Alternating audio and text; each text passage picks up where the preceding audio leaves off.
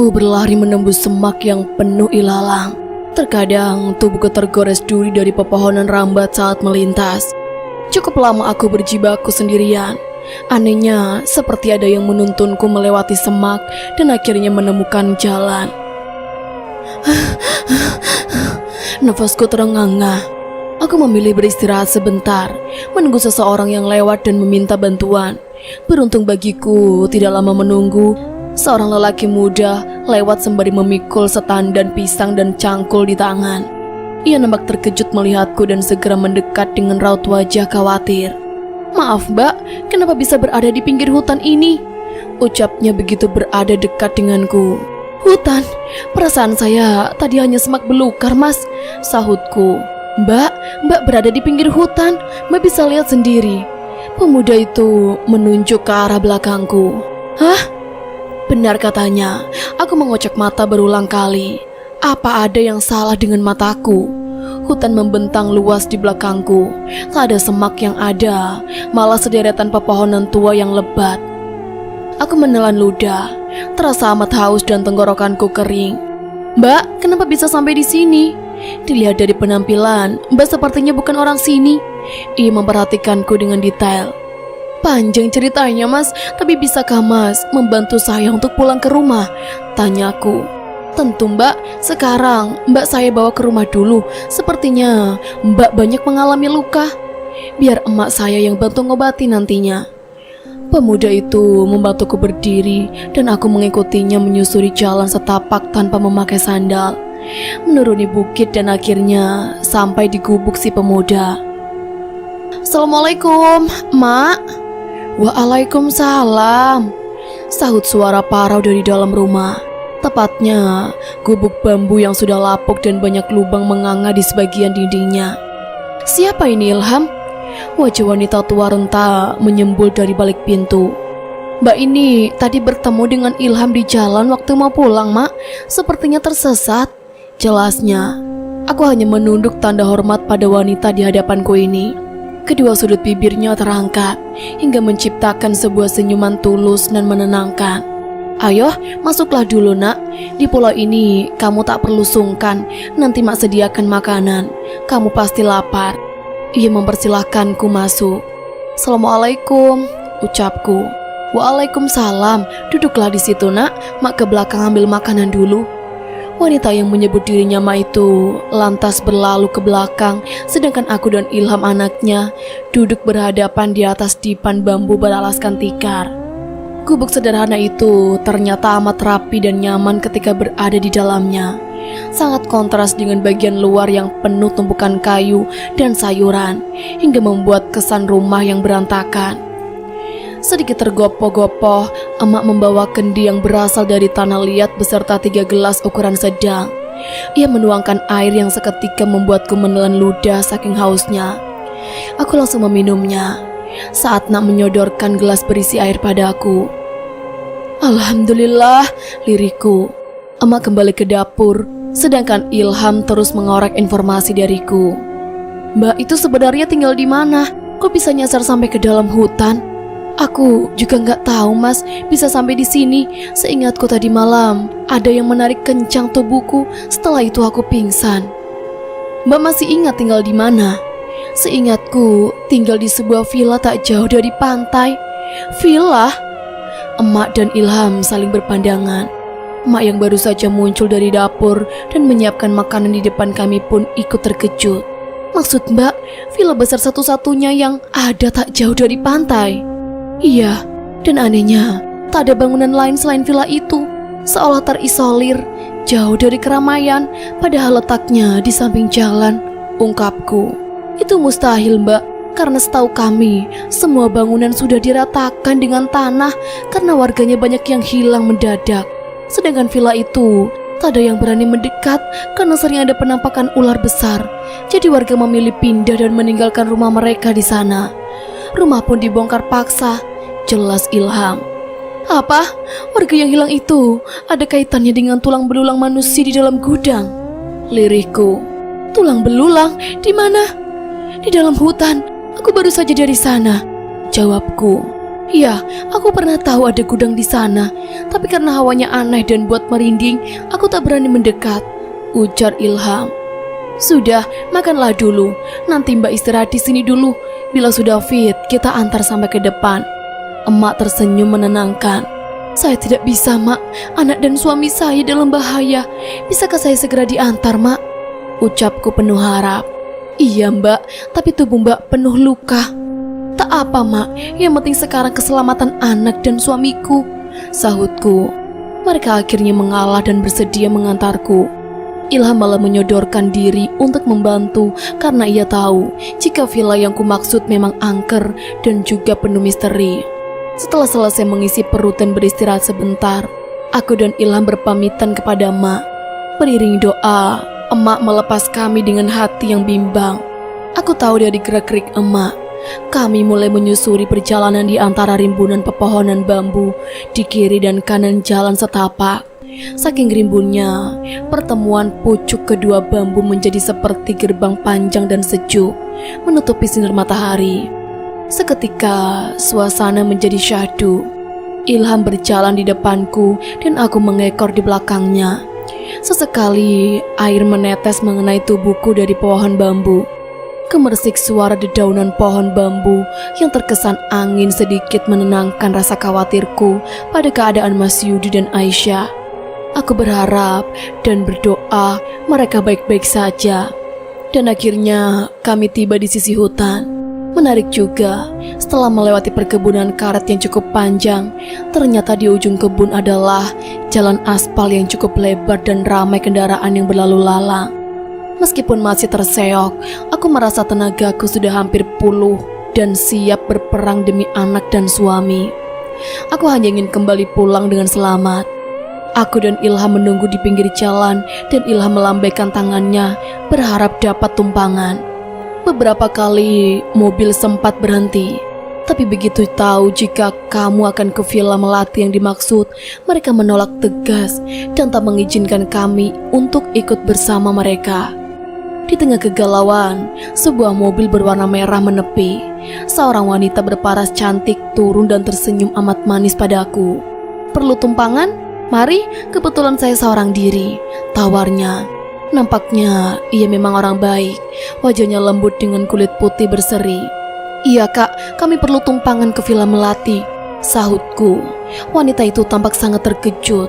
"Villa Melati, villa yang terkenal misteri, dan salah satu keluargaku hilang di sana saat menginap," papar si wanita yang wajahnya berubah mendung. "Hilang? Hilang bagaimana?" "Ya, hilang tanpa jejak." "Hah, sudahlah, mari aku antar kalian." Tanpa menunggu lama, aku dan Ilham langsung naik ke dalam mobil dan mobil pun melaju kencang menuju Villa Melati, di mana anak dan suamiku sedang berada dalam bahaya di sana. Ternyata cukup jauh jarak yang kami tempuh. Sekitar 45 menit kami baru sampai di gerbang menuju Villa Melati yang terkenal angker. Wanita tadi memperkenalkan diri padaku. Namanya Susan, warga asli di sini. Tantanya hilang saat berwisata dan menginap di villa yang pada zamannya kejayaannya memang banyak yang menginap di sana. Sebenarnya bukan hanya Villa Melati, ada juga banyak villa di sana, seperti Villa Kenanga, Villa Mawar, dan banyak villa lainnya. Namun semenjak banyak orang yang menghilang secara misterius, villa lainnya berangsur bangkrut dan diratakan dengan tanah. Kami memulai memasuki area villa dan memang bangunan di sekitarnya sudah rata dengan tanah. Anehnya, aku amat yakin saat baru datang. Aku melihat bangunan yang indah berjejer di kiri dan kanan jalan. Apa semua hanya ilusi semata?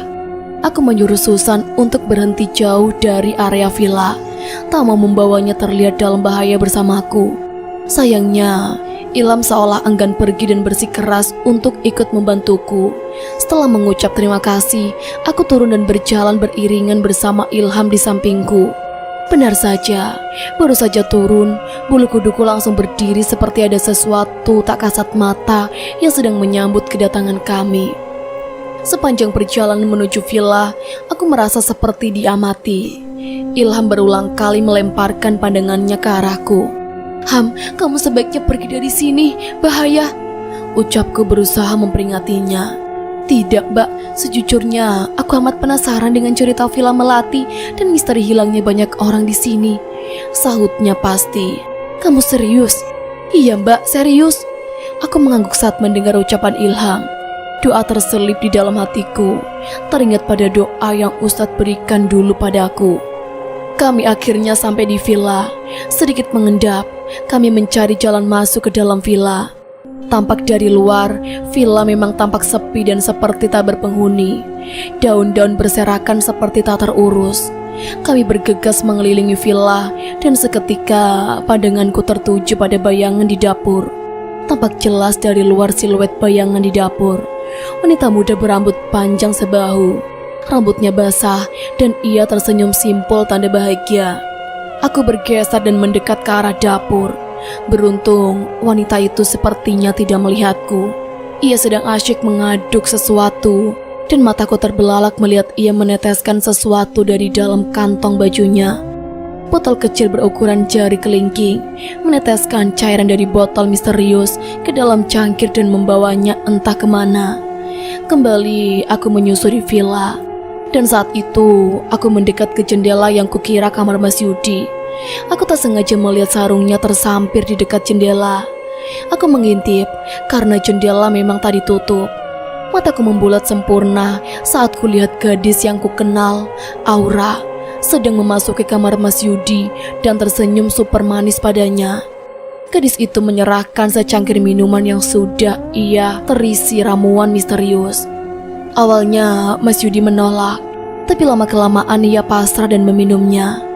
Aku masih setia melihat dari balik jendela dengan tanda tanya besar.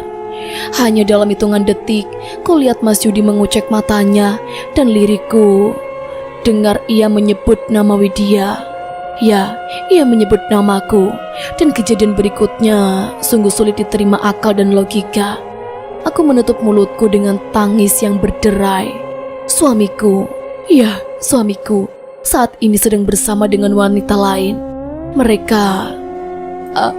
Aku tak sanggup melihat kejadian demi kejadian berikutnya. Pantaslah selama ini jika Mas Yudi mengira Aura adalah aku. Inilah jawaban dari semua kebingunganku selama ini. Bisa-bisanya Aura menipu suamiku. Itu semua karena minuman itu. Aku mengeram, mengepal kedua tangan. Ingin rasanya teriak, tapi tepukan Ilham di bahuku menyadarkanku. Sabar Mbak Wid, sekarang fokus mencari anak Mbak Wid dulu. Mudah-mudahan bocah itu dalam keadaan sehat dan selamat. Iya, Ilham benar. Tak seharusnya aku memikirkan Mas Yudi yang sedang berolahraga di ranjang. Lebih baik aku mencari di mana Aisyah berada. Bocah itu pasti amat ketakutan.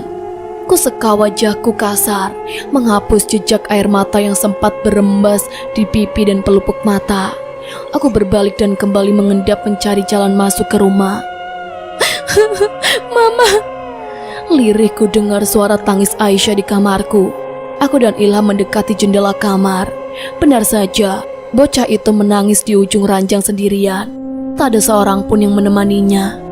Panas menjalari tubuhku. Aku tak menyangka bulan maduku akan menjadi sumber tangisan untuk Aisyah, putri sambungku yang amat kucinta. Mbak Wid, jendelanya tadi kunci, bisik Ilham saat mengecek kondisi jendela. Oke, aku memberi kode padanya untuk segera membuka jendela dan kami masuk ke dalamnya. Siapa itu? Suara Aisyah bergetar saat melihat kepalaku menyembul dari balik jendela. Shh, Aisyah, ini Mama, ucapku seraya berbisik. Mama, lirihnya. Aku melangkah dengan hati-hati mendekati Aisyah. Hawa di ruangan ini membuat bulu kuduku seketika merinding. Mama, Aisyah memeluk tubuhku erat. Aisyah, kamu gak kenapa-napa kan nak? Aku mengecup pucuk kepala Aisyah. Gadis kecil itu menggeleng. Nak, ayo kita pergi dari sini. Tapi mah, Papa urusan Mama nak. Sekarang kamu pergi bersama Paman Ilham. Setelah tugas Mama usai, Mama akan jemput Aisyah. Mama janji. Tapi Mbak, aku mohon Ham, bawa anakku pergi dari sini. Ia akan dijadikan tumbal selanjutnya. Aku memotong ucapannya. Mbak, tapi nyawa Mbak akan terancam. Ada semburat kekhawatiran di wajah Ilham. Tak apa Ham, nyawaku tak berarti dibanding nyawa Aisyah. Aku mencintainya seperti darah dagingku sendiri. Jawabku mantap. Mama janji akan menemuiku kan? Iya nak, Mama janji, sahutku yakin. Setelah mengucup lama kening Aisyah, aku segera membantu Aisyah untuk keluar dari dalam kamar. Benar saja, setelah Aisyah keluar dari kamar, ku dengar derap suara laki-laki melangkah ke arah kamar. Pintu terbuka pelan. Seraut wajah lelaki sangar menatapku dengan tatapan tajam dan siap menerkam. "Di mana anak itu?" ucapnya setengah berteriak. "Aku tak akan menyerahkan anakku pada kalian," sentakku. "Bukankah kau wanita yang hendak ditumbalkan itu? Lantas, mana kakakku?" Belum sempat ku jawab, suara wanita terdengar menyela dari luar. "Kau, bagaimana kau masih hidup?" jawabku ketika wajah wanita itu menyembul dan menatapku dengan terkejut. "Kau tak perlu terkejut seperti itu, Aura. Aku datang hanya untuk menjemput suami dan anakku. Persetan dengan semua tingkah laku bejatmu. Aku akan membawa kembali suamiku." Dengan bibir gemetar, aku mencoba berani dan pasang badan. "Suami kata kamu? Suami Ustadz yang bermanfaat? Sekarang kau berjuang, sedangkan ia enak-enakan tidur di ranjang setelah puas menikmati tubuh sintalku." Gadis itu menjawabku dengan angkuh. Kupingku terasa panas dan darahku mendidih mendengar ucapannya tentang suamiku. Wanita mana yang tak marah jika suaminya bercumbu dengan orang lain? Apalagi aku yang belum pernah merasakan nikmat dunia bersamanya. Namun aku harus sadar jika itu murni bukan kesalahan Mas Yudi. Itu semua karena pengaruh minuman setan racikan Aura, gadis yang tak tahu malu itu. "Aku tak mempermasalahkan kejadian itu. Ia hanya terperdaya dengan dirimu," balasku. "Cih, sok suci kamu. Kau itu pelakor. Seharusnya Ustadz Yudi menikah denganku. Tapi tiba-tiba kau datang dalam hidupnya dan Ustadz Yudi melupakanku." Sorot matanya memancarkan amarah dan kebencian. Namun tak sedikit pun aku gentar. "Bukan salahku. Aku tak pernah merebut siapapun. Ustadz Yudi yang datang dan meminangku. Semua karena Allah, bukan karena kehendakku," belaku. Jangan bawa nama Tuhanmu di sini. Aku tak ingin mendengarnya." "Paman, jika wanita ini berada di sini, lantas di mana bapakku?" ucapnya pada lelaki di sampingnya. "Aku? Bapakmu sudah dimangsa ular peliharaanmu," jawabku ketus. "Jangan bicara sembarangan. Bapakku orang kuat dan hebat," sahutnya angku. "Iya, saking hebatnya, ia mampu menumbalkan orang-orang yang tak berdosa demi anak manja seperti dirimu," hardiku. "Tutup mulutmu, wanita jalang." Belum sempat aku menjawab ucapannya, ia kembali berucap, "Cepat paman, bawa dia ke gudang bawah. Kali ini ia tak boleh lepas dari Nyai." Lelaki berotot itu mendekat dengan tatapan sangar dan kejam. Ia mengunci tanganku dan menyelangkan ke belakang hingga aku tak bisa melawan. "Mas Yudi!" teriakku. Hening tak ada jawaban dari Mas Yudi. Kemana lelaki itu? Teriaklah sepuasmu. Dia tak akan bangun sampai malam nanti. Ia sudah kelelahan plus minum obat tidur sebagai penenang tidurnya. Kau tahu, selain tampan, tubuhnya bagus. Ia juga amat andal memanjakan wanita. Ia membuatku mengerang dan basah, sebasah-basahnya. "Diam kau, dasar wanita jalang!" Ingin rasanya ku cabik mulutnya. Bisa-bisanya ia menjabarkan bagaimana suamiku yang tak berdaya dalam pengaruh minumannya. "Bisa marah juga kau. Lihat saja, sebentar lagi Mas Yudi jadi milikku," serunya. Dan detik berikutnya ia melenggang pergi seperti tanpa dosa. Sedangkan aku berteriak seperti orang gila, diseret paksa tanpa rasa belas kasihan. Pria kasar itu menyeretku memasuki ruangan bawah tanah yang terletak di samping kamar si Aura. Pintu yang awalnya kukira pintu kamar, ternyata itu adalah pintu menuju ruang bawah tanah. Ruang gelap dan lembab serta mencekam. Aku terus berontak. Nafsuku tersengal menghirup udara lembab, anyep yang baunya serupa got dan kurang oksigen. Sepertinya mereka ingin membunuhku pelan-pelan. Pria bertampang beringas itu mendorong tubuhku hingga tersungkur di tempat lembab dan gelap tanpa cahaya. Ia menghidupkan lampu. Mataku memicing menelusuri setiap sudut. Dan, astaga,